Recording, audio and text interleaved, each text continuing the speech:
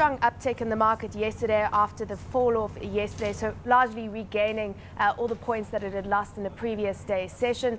Banking stocks appears back in favor. What was your take on market movements yesterday?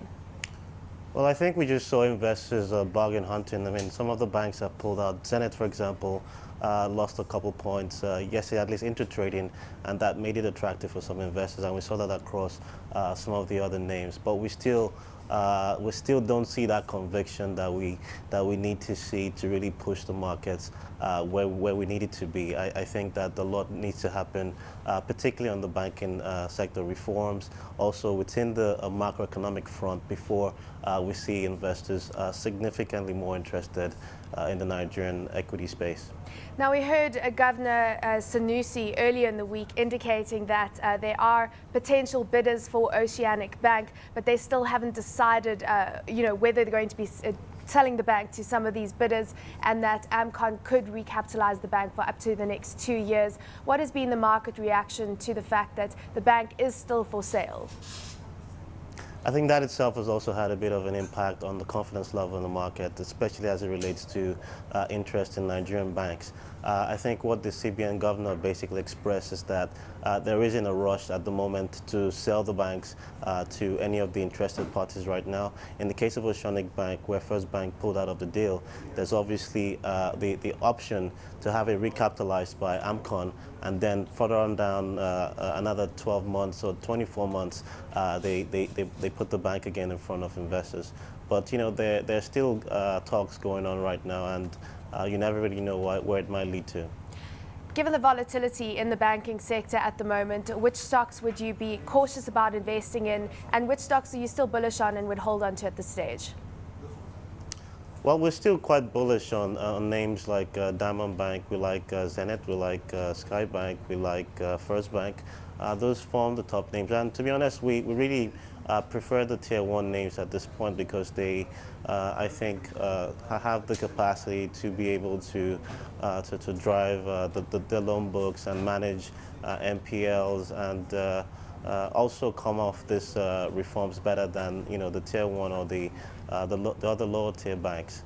But if we move on to the consumer space, where we've seen quite a lot of interest, as investors find them as a defensive play, we've seen quite a significant performance on that front. Consumer names are up over 10% since the start of the year, versus banks that have been down since the start of the year, about 8%. So I think that we'll continue to see some interest on the consumer space.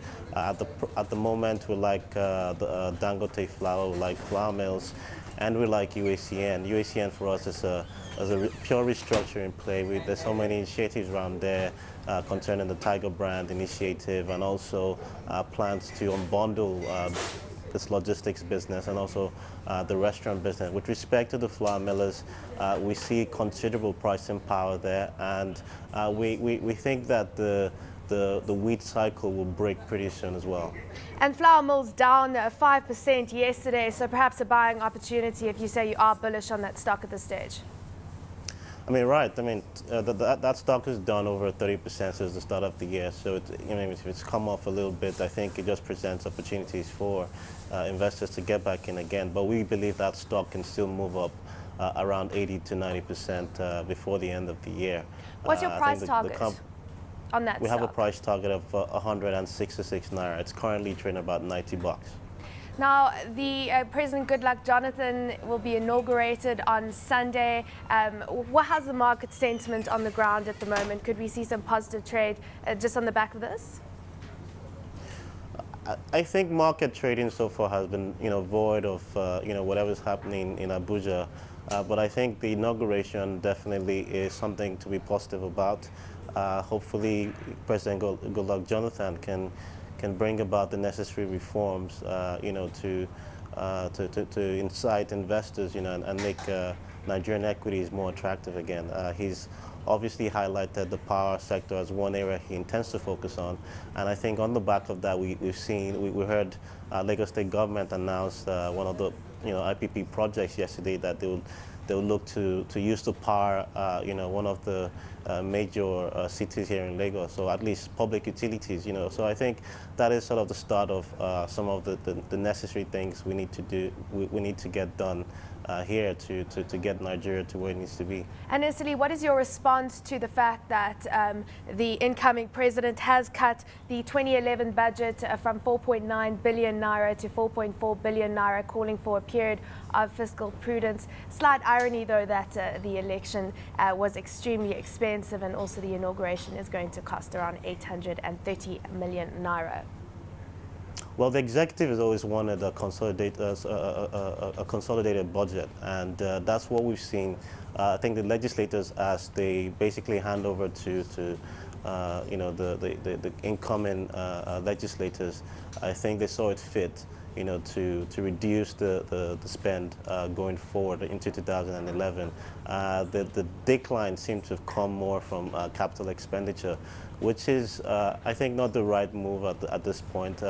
But because we haven't really seen a breakdown of, where the cuts were made, particularly on the capital expenditure side, it might be capital expenditure related to the National Assembly, which, maybe it's probably appropriate at this point. But I think it's definitely the right step in the right direction. The CBN governor had clamored for some sort of consolidation on the budget, and I think that's what we'll finally get. And hopefully, maybe in coming MPC meetings, we'll see a slowdown in the rate hikes to the monetary policy rate.